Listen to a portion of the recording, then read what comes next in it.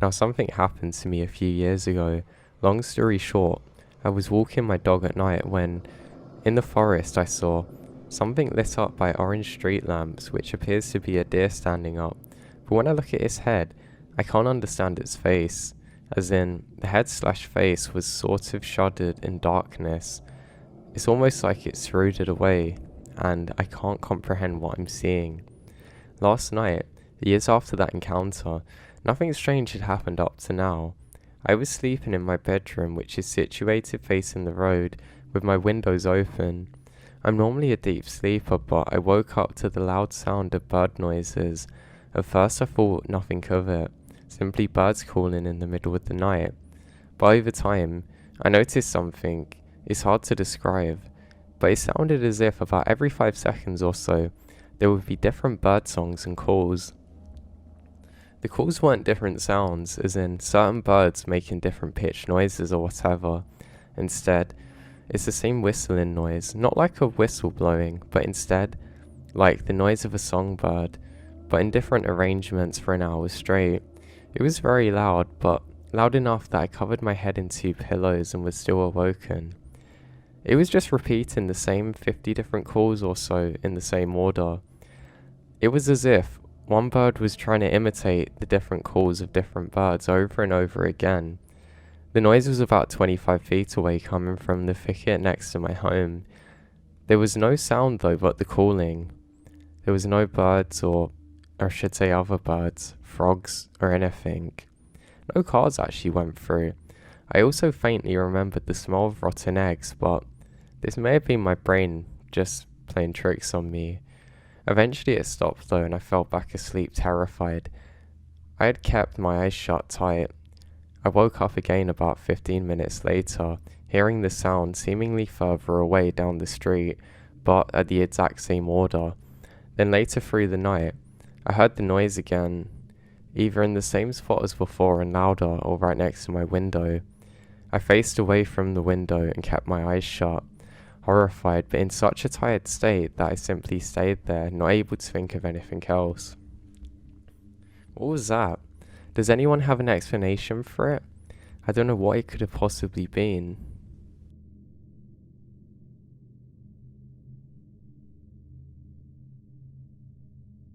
In northern Minnesota, at a rural lake resort that my friend owns, we were snowboarding through the woods at around 2 a.m. It was about an hour from any surrounding towns to get there.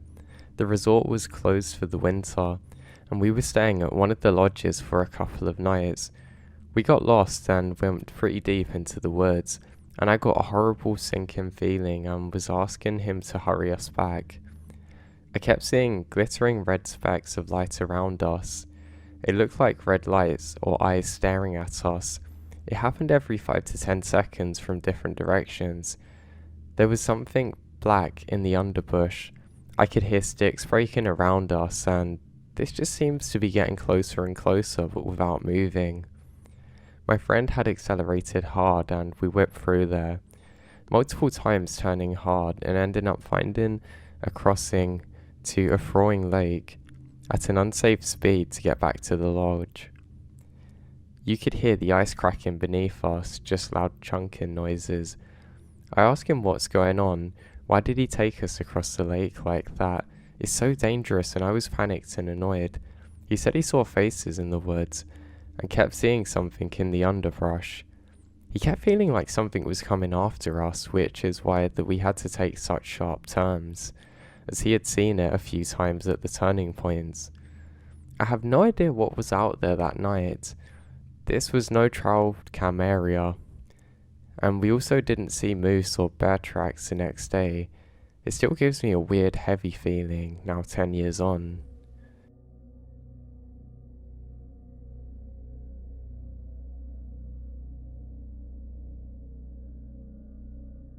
I grew up in rural South Georgia, and I live with my parents and several siblings on a large farm. Most of my family grew up believing in paranormal activity due to our Native American heritage. My dad, on the other hand, was a non-believer and would always discount our encounters as hogwash or other active imaginations. My mum said that She had been woken during the night by disembodied voices. She said that it would sound like there was a room full of people where you couldn't hear a single conversation but could tell the overall mood of the room. The activity would heighten around pivotal moments in her life.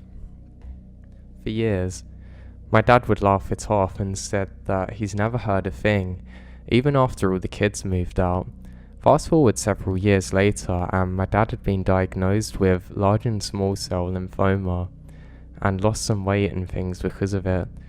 I stayed with him around Christmas of 2020, and I vividly remembered him telling me that he's routinely awoken by the same voices that he had discounted for decades.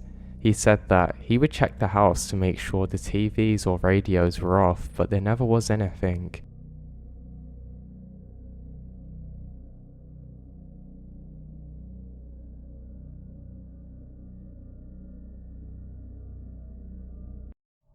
I'm a 17-year-old guy, currently living in Phoenix, Arizona. Shout out Arizona.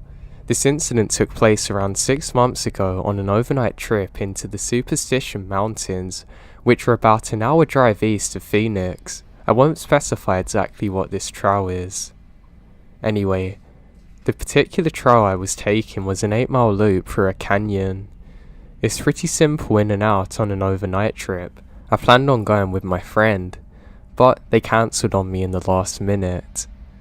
So, with a bag packed and a car ready to go, I decide I'm going to go on my own, not leaving the house on time, and some trouble navigating through the forest roads. I didn't arrive on the trailhead until around 5:45, which for those of you who don't backpack, this is a very big no-no. I had about a 4-mile hike until I arrived at my planned parking spot, and it was getting dark fast. I figured if I moved very quick, I can get at least 3 miles in before I have to find a spot. This strategy left me hiking a very dark trail on my own, with about 15 miles of dirt road between me and anyone else. Hiking in the dark by itself is scary, especially since I'm on my own. Now, eventually it got so dark that I can only use my headlamp to see where I'm going. Now, with only using the headlamp as my light source and moving fast, I end up not where I want to be. This area isn't great, but I find a spot where there's some burnt pieces of wood and the remains of a circle fire, so it can't be too bad. My first priority was to get a fire going. I scanned the area around me and was able to find some dry wood, and I got a fire going. I got my tarp set up and crack open a can of chili mac. I brought it here, and I really look forward to eating. I was feeling good. My camp was set up, my food was on fire. The feeling of uneasiness from the hike had almost gone away, but it was still there.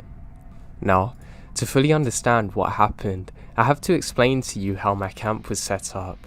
The site I had picked was a small clearing surrounded by large pine trees, with the trail about 30 feet to my left.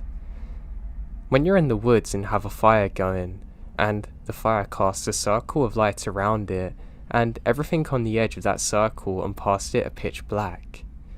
Now I'm sitting on my ground near the fire eating my dinner, when a small rock, about the size of a marble, is actually thrown at my camp. I look at the tiny rock in shock, as I was positive that I was the only person on this trail at night. I immediately turned my light on, and towards the area that I'd seen the rock come from, but due on the destiny of the pines and brush, I can only see about 10 feet.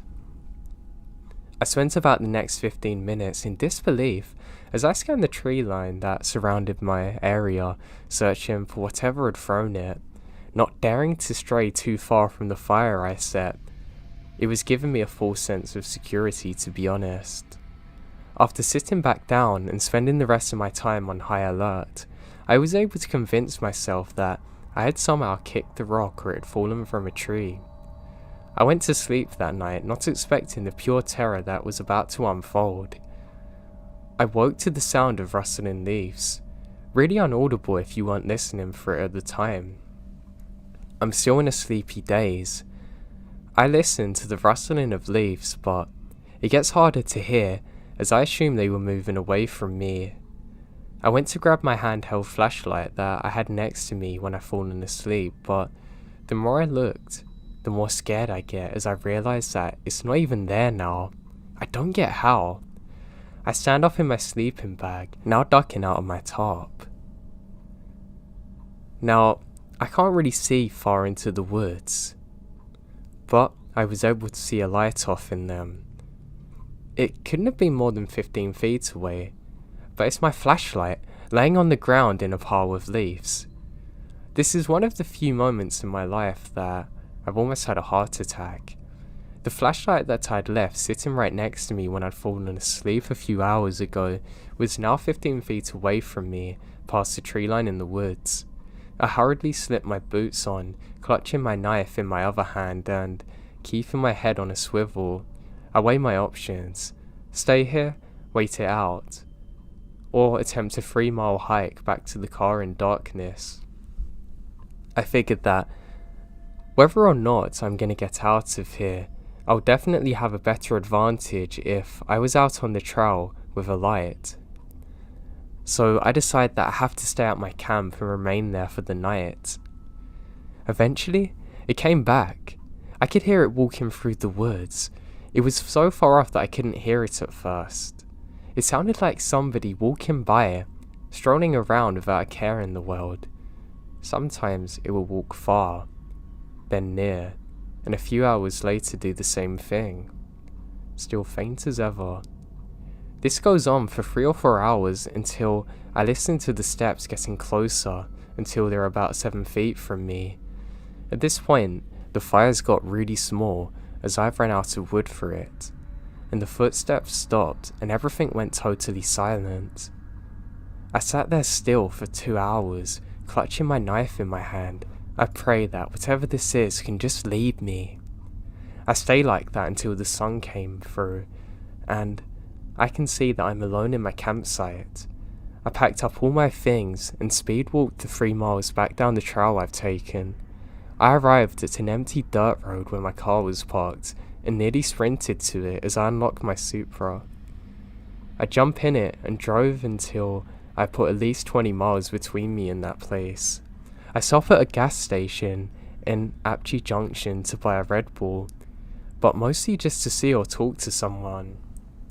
As I exit the store, I was able to read what was written in the dust on the back of my window: "Sleep well." The hell, a lot of weird things happened to me on my various adventures through the Arizona, but this was the weirdest by far. I thought I had to share it. There's a seriously deranged person living in the Superstition Mountains. Do yourself a favor and stay as far away from them as you can.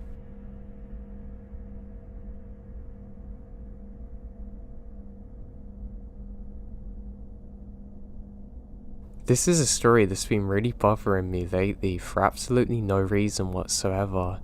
A few months back, I just had this dream that brought back this memory I tried to suppress growing up, but as of recently, it's been weighing on my mind.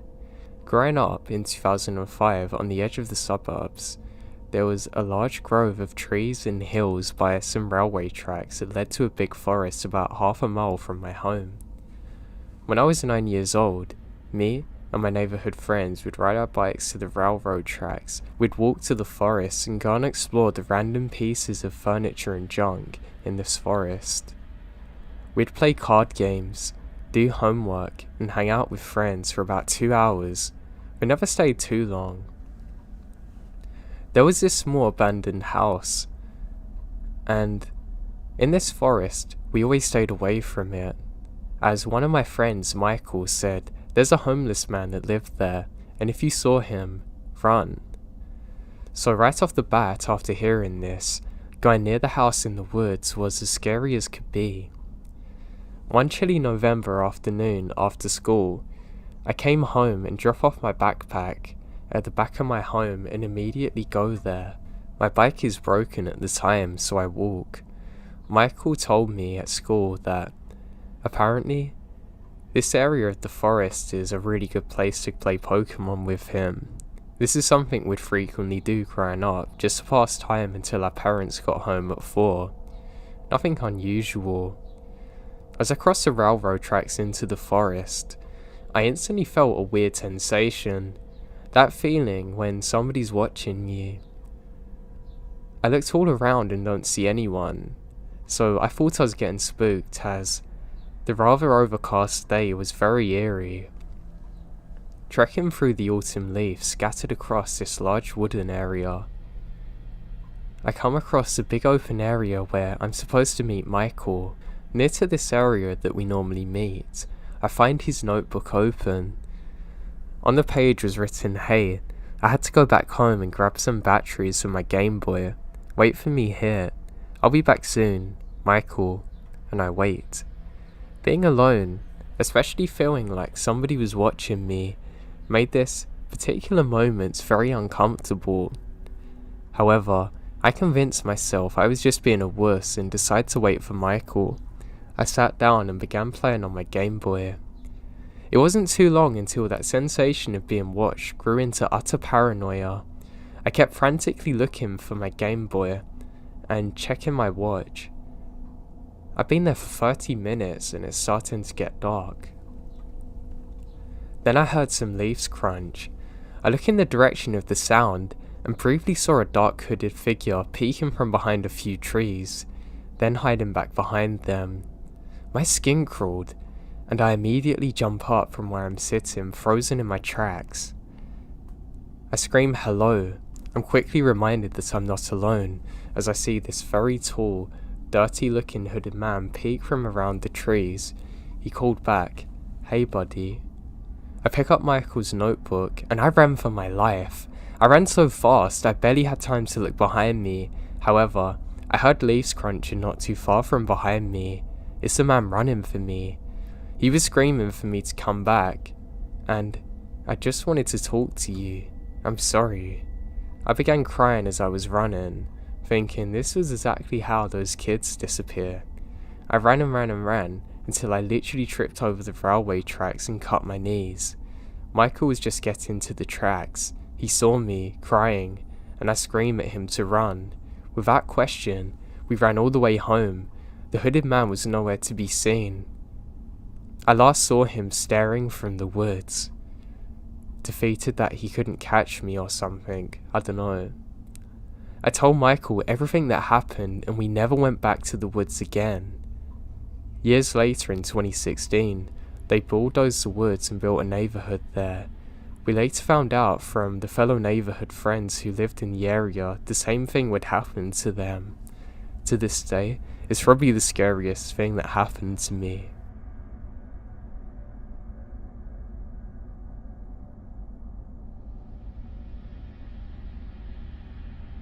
When I was younger, I spent a lot of time living with my grandparents. I liked hanging out there because they were around all day so I didn't feel as lonely, but of course I would get bored. They were lucky enough to own a cabin in a forest. I would often stay there. I'd bring food and just have a good time generally, or read, but of course it could be boring, and that would always lead me to explore the forest a little bit. I would never go too far out, just far enough that I could find some tranquility and enjoy myself, something that I probably didn't do often enough. Now sometimes when I'd go out on these trips, I would have the overwhelming urge to get out of the forest, or the sense that I was being followed.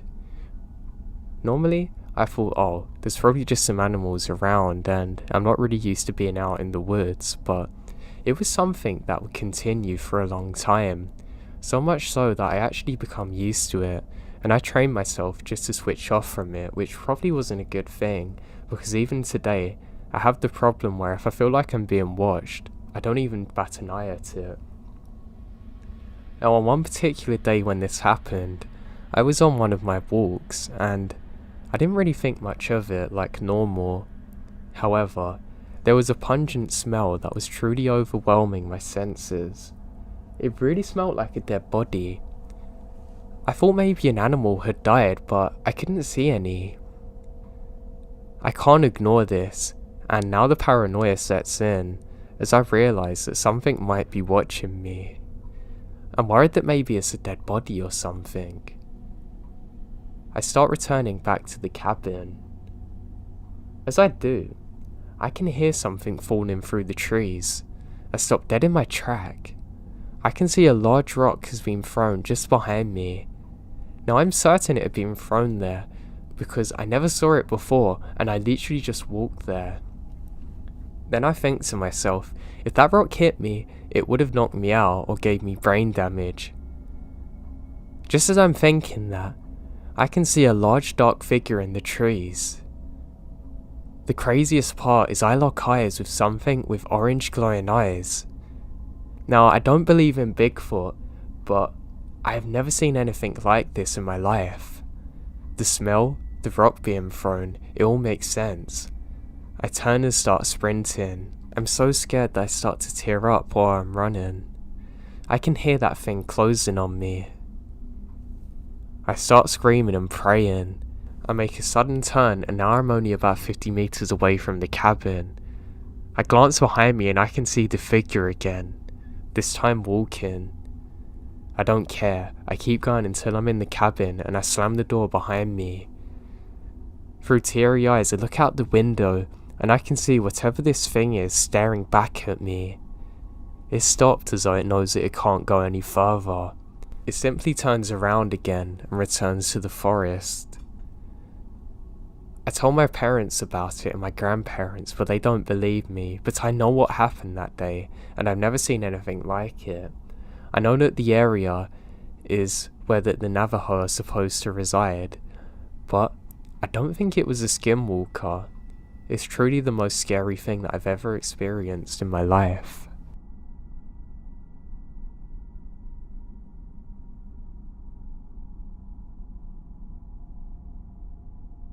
This story takes place during the summer when I was 15. I was living with my dad and stepmother at the time. I remembered my mum throwing a royal fit about me buying new school clothes because I had let a few pairs of pants get holes in them and still wore them. It was my first year going into high school and I wasn't going to let her spoil that for me, so I went to stay with my grandparents for the summer to earn money. They lived in a remote, small area that was once home to many native tribes, most prominently the Quinalu tribe. It's very secluded despite being only a mile or so from the highway. It's all lush, gorgeous forest. My grandpa had built his own 3-story house and a shop where he cut and assembled cedar into roofing products. That's where I came in, hauling heavy chunks of cedar to his van, stacking, nailing, chinking up pieces into smaller ones to be sold. I made good money while I was there, and could buy a new wardrobe. As summer was coming to an end, it was too hot to work, and I decided to walk one day. Now let me say that I spent my childhood roaming around these woods. Armed with my grandpa's 2 dogs, we ran and played and napped all day, and I'd never seen anything out of the ordinary or got weird vibes.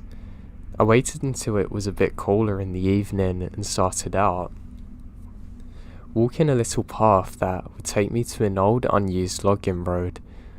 I had tread this path so many times that I wasn't even paying attention until I felt like I was being watched. I would like to note here that I was young at the time and had yet to touch alcohol or drugs, and I had no history of hallucinations or mental illness, so what I saw really haunts me. There he was, standing naked in the middle of the path, looking down at me with a blank expression. He was tall, maybe even 7 feet, much taller than my 5 nothing. He had long matted black and grey hair. There were tufts of it growing from the sides of his arms as well. His skin was very sticky yellow and pale, looking too big for his stature.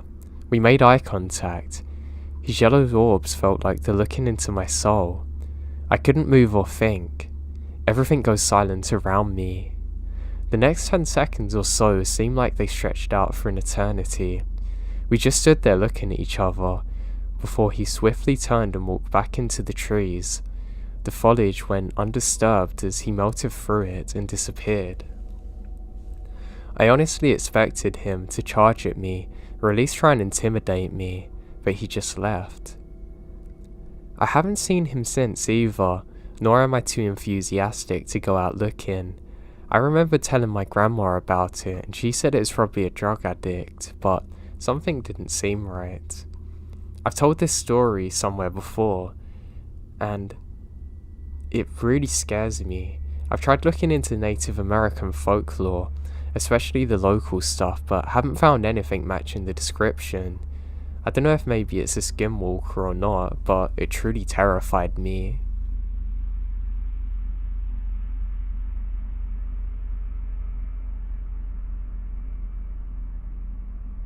This happened yesterday. My brother and I went for a hike to stave off cabin fever from self-isolation. We chose a pretty remote trail to lower the risk of coming into contact with others. I was walking ahead of my brother, and the gravel on the track was making our footsteps seem really loud. Deep in thought, I was listening to the rhythm of his footstep behind me. About 20 minutes in, I start hearing other footsteps, off faint and getting louder, until they're the same pitch as his, but they're very fast, like the rhythm of someone running. There suddenly came a halt to it, and I could hear the motion of somebody stepping on the gravel. That sudden sharp rocky sound you can imagine. I assumed that there must have been someone running or jogging on the track, and sure enough, I see a shadow on the other side of me appearing. It looks like somebody's head is next to mine, as though they're running behind me. I stopped, turned around to let them pass as the track's very narrow. However, when I turned around, it was just my brother staring back at me. He was confused as to why I'd stopped. So, I asked if he was running a second ago, and he said nah. I asked if there had been anyone behind him, and he said that he wasn't aware of anyone. I thought it was strange, but just let it go and carried on. About 5 minutes later, we came around a corner, and there was this smell of pure death. It was very strong, like rotten meat. We figure it's a dead animal. We reach our hike lookout about 20 minutes later, chilled out for a bit, then headed back. We passed the death smell again, and it's around the exact same spot where it happened before. I hear the running sounds again. I ignore it because I'm getting scared now, and we pick up the pace to get back to the car. I told my mum, and she said that it must have been a dead body, and maybe that was their spirit that you could sense. I laughed at the time, but it was more out of fear.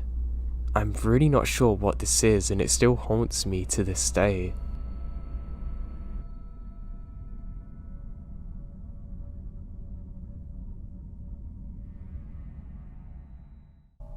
I grew up in a very small rural town in Michigan. This place was so small that everybody knew everyone. My high school graduation class consisted of less than 30 people. It was a place with a very small population, but geographically, it wasn't small at all, consisting mostly of wooded areas and open fields. Houses are spread out, and nothing like what you see in the city. I mean, the nearest city was hours away. I lived on a dead-end gravel road. My neighbour's at the very end of the road, and to my left, there's about a 5-minute walk before you meet the others. You could barely see the neighbour's house through the sparse trees. To the right is another neighbour. My uncle and aunt and my favourite cousin actually live about 5 minutes away. I could only see their house if I walked to the end of my driveway. My house was the second to last one on the road, and just before my house was a really long driveway. I suppose you could call it another road, but it led directly to a house behind mine that belonged to a man I'll call Dave. Now there's a large open field, followed by another sparse tree line. and Dave's house is behind that. I could easily see his small house perched on the top of a tiny hill in the distance. I loved growing up there. It was my favourite place in the world. My mum and dad worked in town, and my older brother, my younger sister and I were always left to our own devices growing up. We were always playing outside. My siblings and I are all born within the first half of the 90s, so we grew up during a time where there weren't really cell phones. We didn't have cable TV, just a few channels when we got an antenna. And our parents usually kicked us out of the house from sunrise to sunset because they didn't want us being stuck indoors. Because of this, we often explored the land around the area. Being 90s babies, our parents for some reason trusted us to literally wander everywhere. Never once did they check up on us. Now the house behind us was extremely creepy. We rarely saw anyone come or go, and believe me, they were very nosy and would know if somebody was driving down the road. The upstairs bedroom window overlooked the front of the house, and my sister upstairs' window overlooks the back of the house. We also had a giant set of sliding glass doors at the back of our house that opened up to the back door porch. They were so big it practically took up the whole wall, so we literally saw everything. Despite the neighbour behind us rarely being seen going anywhere or seeing anyone show up there, we just knew he was creepy. We used to call him Creepy Dave, and still do to this day, including my parents. I can't really explain why we started to call him that, but it seems so fitting. We used to walk through the field and along the tree line towards Dave's house.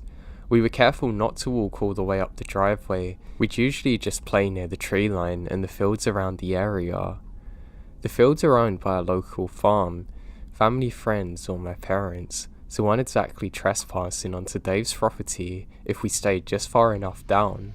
Sometimes we would get a little brave and creeped up the road more. I can remember inside the ditches leading up to his driveway, there would be animal bones, fully intact skeletons, even a deer skull. It had all been there long enough to be pure bone. That alone was creepy enough for young kids to see. When I was in middle school, Dave married this woman. I can't remember for the life of her name, but she had 2 children. A daughter I'll call Lisa and son I'll call Dustin. Now they started to ride the bus with me and my siblings to school. They always hated it when the bus drove up the eerie driveway to their house. I can remember one winter, the bus actually got stuck in the snow. The bus driver had to try and shovel us out, and while everyone was stuck waiting for the bus, I happened to look out the window at the barn near the house. It was still dark out, but just starting to turn to dawn, so the sky was bluish, but still dark, and you can see silhouettes. I kid you not, standing there on the second level of the barn, there's Creepy Dave holding a pitchfork. He's not even doing anything, he's just staring at us watching. All I can see is his outline. It frightens me so much that I turn my whole body away from the window and start tearing up a bit. My best friend sitting next to me says what's wrong, and I can't even tell her. I don't know what it was, but it scared me so badly. I don't know if anybody else saw him up there, but I still picture it. That was the last time I actually saw Dave for myself, but unfortunately, he didn't disappear fully from our lives. I used to stay up late in middle school watching movies and reading.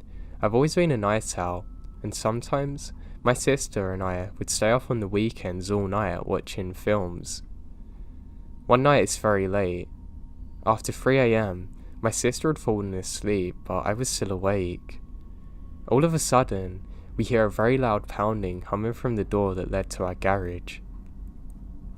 We had a huge bay window in the living room, and a front door to the left of it. Our garage was on the right. Our window faces a driveway, and we have multiple dogs, so whoever this was come from behind the house, crept into our garage so the dogs don't know. I was so scared. My sister starts crying. I started screaming for my dad. He come running out of his bedroom in his underwear holding a shotgun. He went to the door and it's Dave's wife. crying hysterically. I have no idea what happened, but my dad never even told me, and the cops show up. Over time, this happened a few more times. It got to the point where my sister and I stopped sleeping in the living room. And eventually one night, my dad told Dave's wife she needs to stop coming running to our home for help and needed to go to the other neighbours. Thinking back, I feel bad, but my dad was clearly worried about us. These occurrences stopped for a while until one morning I walked downstairs to SWAT vans parked around the road, men in uniforms with vests and guns crouching in the backyards, and they're pointing directly towards Dave's house. I freaked out. I ran into the living room, into the front entrance, and my dad was standing there with a sheriff. The sheriff had been telling my dad that during the night, Dave held his wife and daughter at gunpoint. I'm not sure where her son was, but he hadn't been there. Eventually, this man in his drunken fit of rage blacked out and passed out, and the wife and daughter escaped. I'm still not sure which neighbour they went to, but the cops are called. Upon getting there, he actually shot at them, and that's when the SWAT was called in. I suppose sneaking through my yard across the field was their way to get an element of surprise, but hell, how is a young girl supposed to know what to do when all this is going on? Dave went to prison and I have no idea of the outcome, nor his family. The kids never went back to school. Apparently he's out now but never come back here. All I know is his creepy house is still there and it's been abandoned for ages.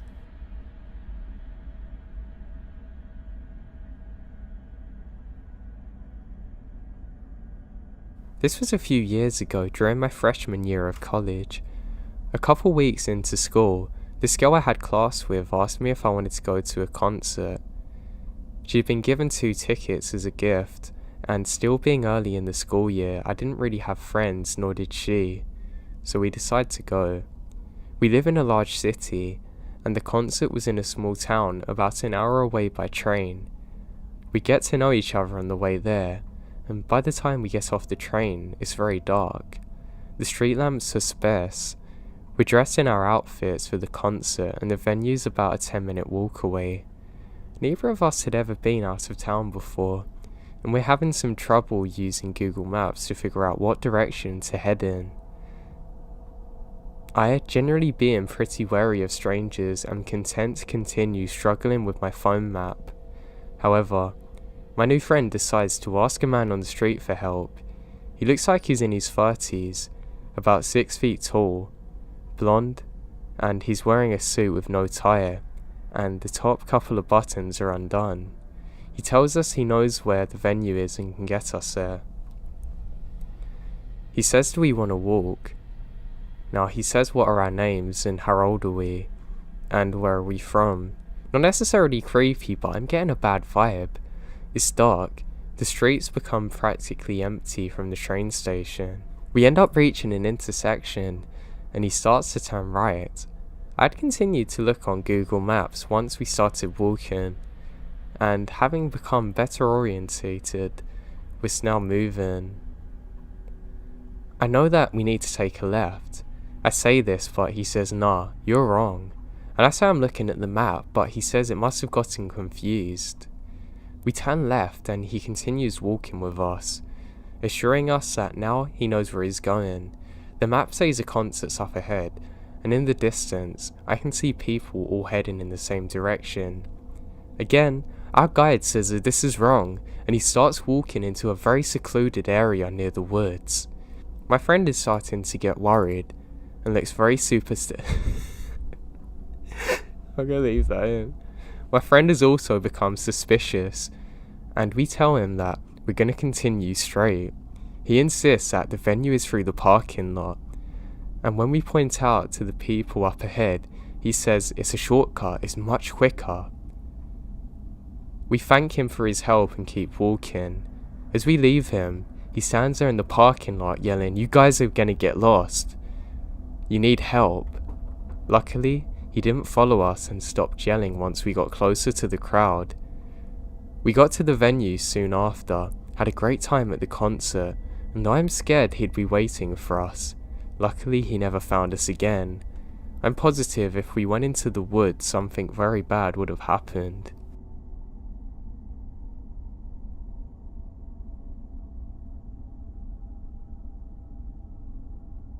My family and I have been hunting on the same property in East Texas for over 10 years. I love Texas. And we've had some really creepy encounters with some of the locals. This property we hunt on is timber company land. It's way off the beaten path down some dirty roads. No power, no running water, no sewer. There's only a few people that live in the area, only scattered around some hunting camps. Our closest neighbours live in a trailer about a mile away, and we've come to call this a meth house. Now I'm not sure if it's really a meth house, but it wouldn't be hard to believe that was happening there. Now this place has always been odd. There is a trailer sitting in the middle of a pine clearing. The brush is fairly overgrown around the trailer, almost as if the property is abandoned. There have always been broken down cars and other junks grown around the front. Cow skulls and hip bones are attached to a pine tree going up about 20 feet. It started out maybe 10, and over the 10 years has grown out to about 20. Now for a long time, the strangest thing about that place is the vibe you get. In 2017, things get weirder. The front yard collection began to grow. A rotted out taxidermy of wild hogs was added to the skull tree. A doll's head was fixed with horns onto some kind of stick in the ground, which we called the devil baby. There's 3 tripods about 12 feet high, each erected around the trailer made out of pine trunks. One day when we drove by, we noticed that from one of these tripods hung the spinal column and rib cage of we don't know what. We thought originally they were using the tripods to hang and clear deer, but the same bones have been hung there for over a year now, and someone would usually get rid of this.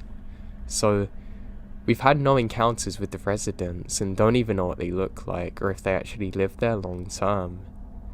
This place was creepy. They seemed to keep to themselves. Until later in that season we had 2 creepy encounters. The first happened to my good friend. He had made a quick day trip with his wife up to the property to fill feeders and ride 4-wheelers. To get to the spot, he has to get on the dirt road and drive past the meth house. His spot is only a few hundred yards away from the house. While they were doing their thing, they began to hear some strange noises. And as he listened closer, he could hear high-pitched gibberish between 3 voices yelling weird words in Arabic and with Jesus mixed in. They decided to get on the 4-wheeler and investigate. They found 2 men squatted down besides a large mud pile in front of the house.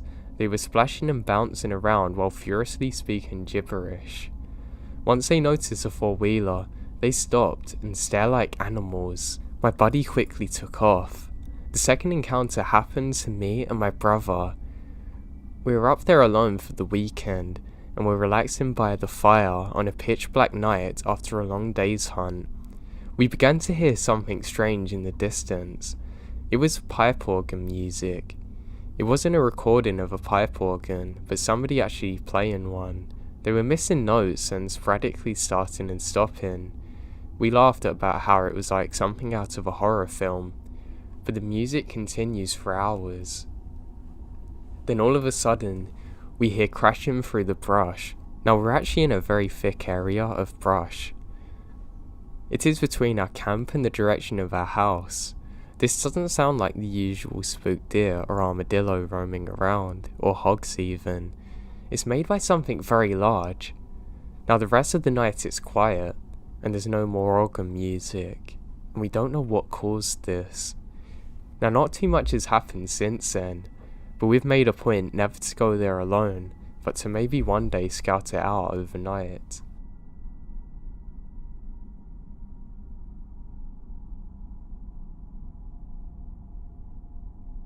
The summer before 2nd grade, my family and I moved into Olympia, WA.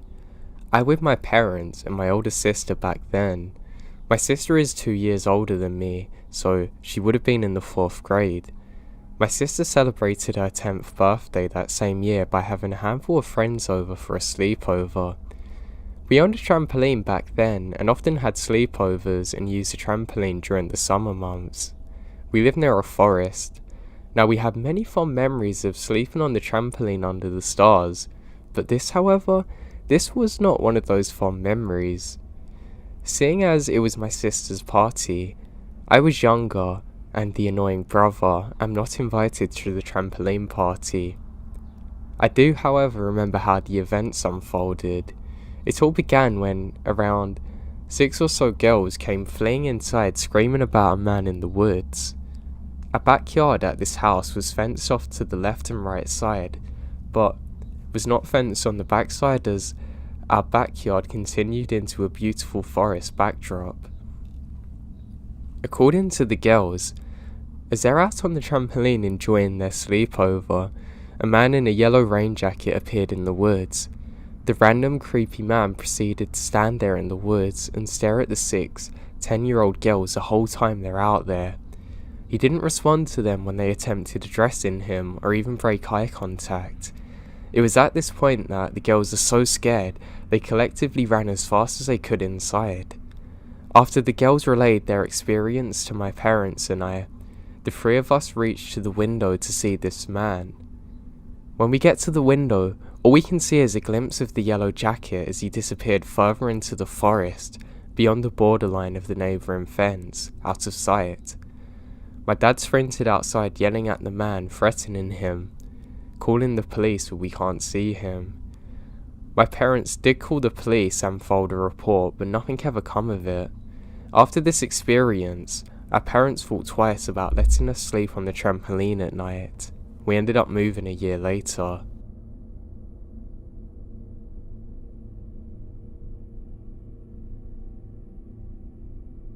When I was quite young, maybe 9 or 10, my mum, sister, who's about 4 or 5, and I went for a walk in the forest. It was a large forest, well known for camping and having picnics, and we had walked through there many times before. The 3 of us walked for quite some time until we found a spot to have a picnic. After eating our food, we explored the various mushrooms and trees dotted around the place. When it started to roll over into late afternoon, we decided it was time to head back, and we made the walk back to the forest. There was always an eerie feeling when you're in the forest, in any forest no matter where. When we arrived back, we're shocked to see police cars everywhere and hear sirens. We had no idea what happened, but nevertheless, we got back into our car and drove home. I was wondering what could have happened the entire night back, when finally, my questions are answered. My mum and I sat down to watch the 7 o'clock news and found out that while we're having a picnic, the police had discovered a body buried in a shallow grave in that very forest. The reporter explained that the men involved were doing stuff with drugs and other criminal activities. As I was quite young when all this occurred, I didn't think much of it. Sure, I was creeped out, but I didn't completely understand it. Looking back now, it gives me chills thinking about it. I often wonder what would have happened if we were the ones to discover the body.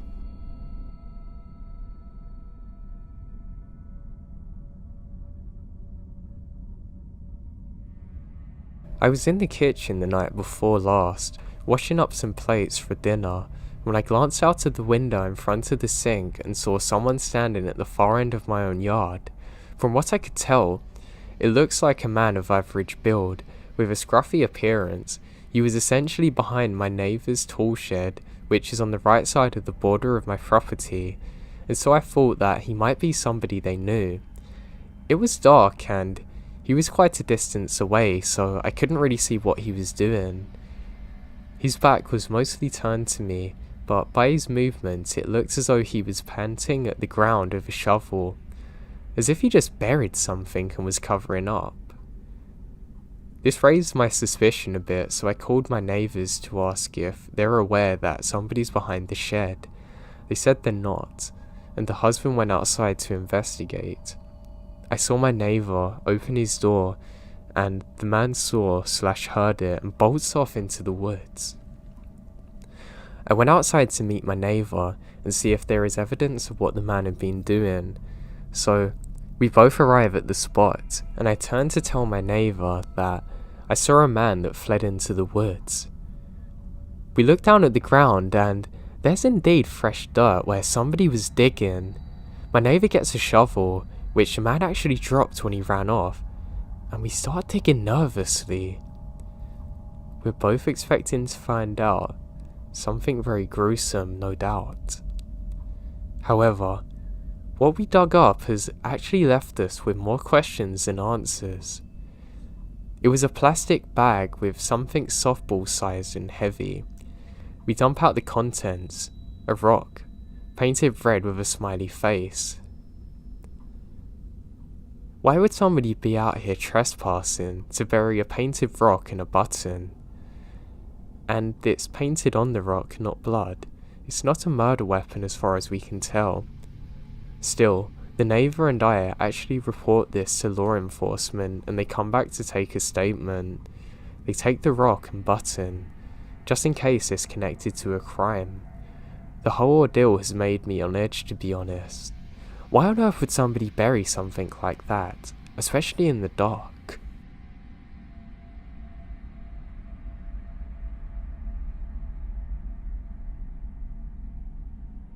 This didn't dawn on me until I had my own children, and have hence been vigilant with stranger danger.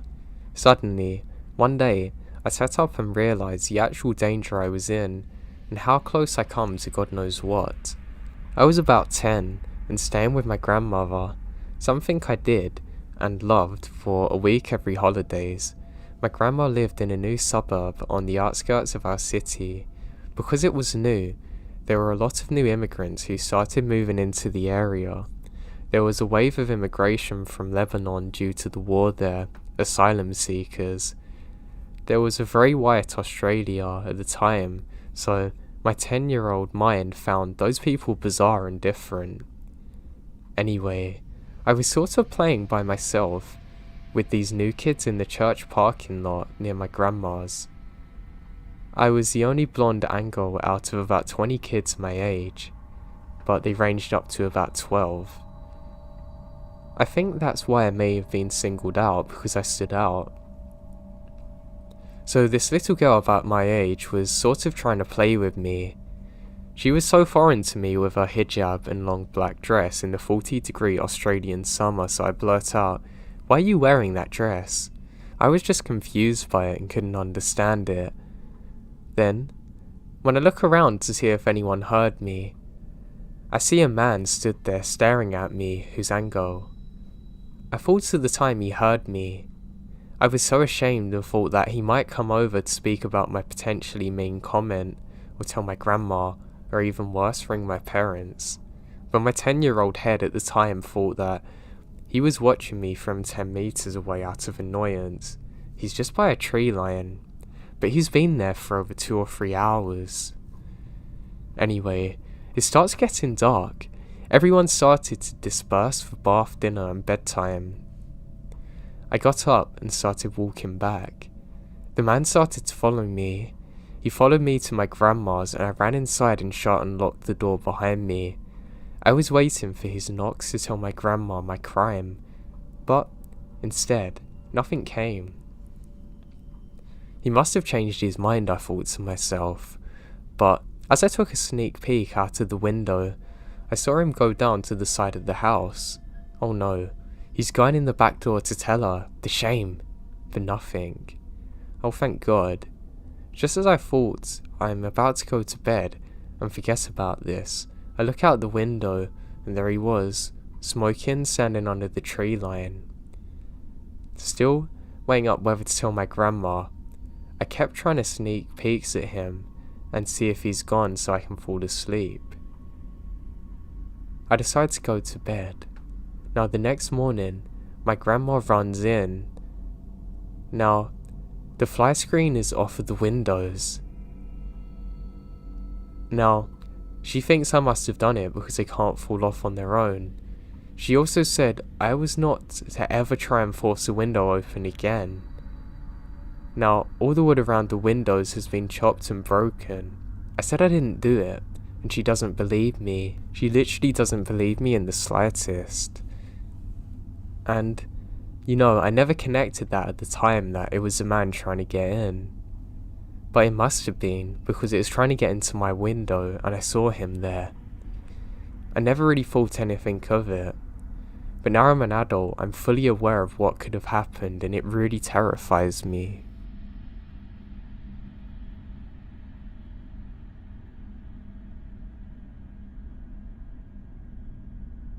A stint of warm weather came through our area a few weeks ago, so my family and I decided to hike our local Appalachian trail.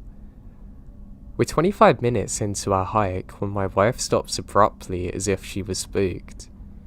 With my daughter sitting in her hiking seat attached to my backpack, I slowly shift up in the direction of my wife. What we come across was a large rock off the trail that had been spray painted with a Bible scripture. It read out, Neem Neem Ketul, Usharan, Daniel 5:23-28. The urgent style with the writing and intensity is what unsettled my wife. It was just odd to see this grafted so far off the path, but, however, Appalachia attracts all walks of life. I looked up to the interpretation, and it goes, Meme. God has numbered the days of your kingdom and brought it to an end. You have been weighed in the balances and found waiting and wanting. Your kingdom is divided and given to the Medes and Persians. As I'm looking this up, my wife wants to keep walking and starts up the trail. I then hear cracks of branches just behind me. I just kept that interpretation to myself as I know it will really just creep out my wife. Another mile into the trail, I hear the crackle of branches behind us. In the intelligence community, there's a rule of thumb regarding being tracked by a person or car. 1 time it's an accident, 2 coincidence, 3 enemy action. Coincidentally, this is probably what's happening, I think, and it might just be a deer trying to follow us. So I turn around to whatever's making those noises, and in the woods off the trail, I spot what appeared to be a man crouching over messing with something in his bag. But he's whistling to himself. I thought, maybe he's just getting something and don't think much of it. But I knew that the guy had been behind us for quite some time now, because of the first time I heard the sound. Now not even 100 feet further down the trail, yet again, I hear another rustle. 3rd time, I turn 180 degrees. The man's about 20 feet in front of me, adjacent to the trail. I look at him. He doesn't make eye contact, just looks sporadically at different things, from the ground beneath him, to the trees, and then to the sky. While looking to the sky, he says the days of Babylon are numbered. I reply cold and cynically, are you lost, buddy? And I can feel the adrenaline. My ears are ringing and my heart is beating double time. Now, I'm starting to think I'll have to defend my family from a lunatic, but he mumbles, giggles and turns into the woods, never to be seen again.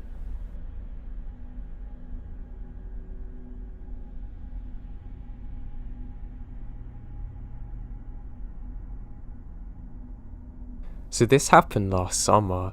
It was a hot day and I just got off work around 7 PM and decided to take my dog for a run in the forest reserve near my home.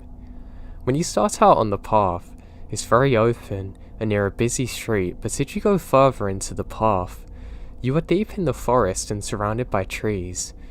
The sun was starting to set at this point, but I figured I would get a quick 2 miles in so my dog could get some energy out. It was about a mile into my run when I started to hear a man just behind the trees. He hops out of nowhere with a cigarette and says, "Can you join me on my run?" I wonder why this man is behind a tree alone. My heart starts racing and I realise that it's almost dark, and no one's on the path and there's no cars around in the parking lot. I say no thank you, and continue to run, trying not to look panicked. He starts to get closer to me, and my 1-year-old Staffy pit lunges towards him. My dog is extremely playful and gets excited to see people, so lunges towards him, just wanting to pet him. However, he looks intimidating, so the guy thought he was attacking. He backs up and I start running faster down the path, and I keep looking back.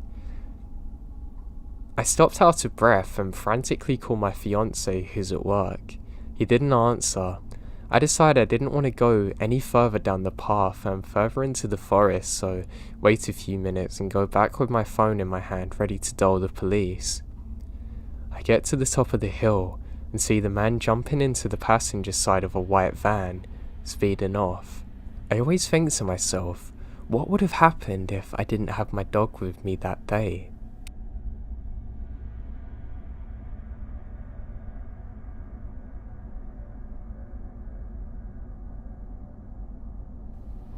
This incident occurred last spring. Let me set the scene and give a bit of backstory. I was driving from Minnesota to Iowa for a music festival and decided to leave on Thursday because 1. Generally prefer road tripping at night, and 2. I wanted to get to the festival grounds as early as possible to secure a good camping spot. All is going well. I'm about 2 hours away from Des Moines and I realise I've really got to pee. Now for those of you unfamiliar with driving long, mostly rural interstate highways, rest areas can be a godsend when the gas stations are few and far between. So I see a sign for a rest area coming up in 2 miles. Perfect. I pull in and there's maybe 3 other cars in the lot. Things are generally quiet and on the first glance, nothing seems out of the ordinary or anything. However, I have just a general feeling of unease as I pull into the park. And I'm not one to ignore my instinct, but I really have the urge to pee. Luckily, my brother has just given me this taser because he knows I like to go adventures in often wooded areas, usually at night, and he wants me to be safe. So I grab it quick, just in case, and run to the bathroom. Not 30 seconds after I close my stall door, I hear someone yelling either babe or a name. It's unintelligible. Just, they're hollering at me, and I don't know what they're saying, but they sound unstable. At this point, my heart starts beating really fast, and I'm just hoping he leaves the general building, but no, I hear the main door to the woman's stall literally kick open, and of course, he comes to the only stall and starts yelling at me. He finally says something I can make out. I'm looking for my girlfriend. So I say, I don't know you, go away. He then shouts at me, what's my name? The dude's clearly not in the right state of mind. At this point, he starts shaking my freaking stall door. So I turn on the taser and repeat, get out, before hitting the little button that makes the taser do its thing. Luckily, as I hoped, just the sound was enough for him to quickly run out. I stayed there for 10 minutes trying to regain control of my composure, and then quickly walked out to my vehicle, taser ready, and I immediately get out of there. What scares me is he almost knew what the taser sound was to immediately flee like it's happened before. I'm just so glad I had that taser because God knows what would have happened if I didn't have it on me that day.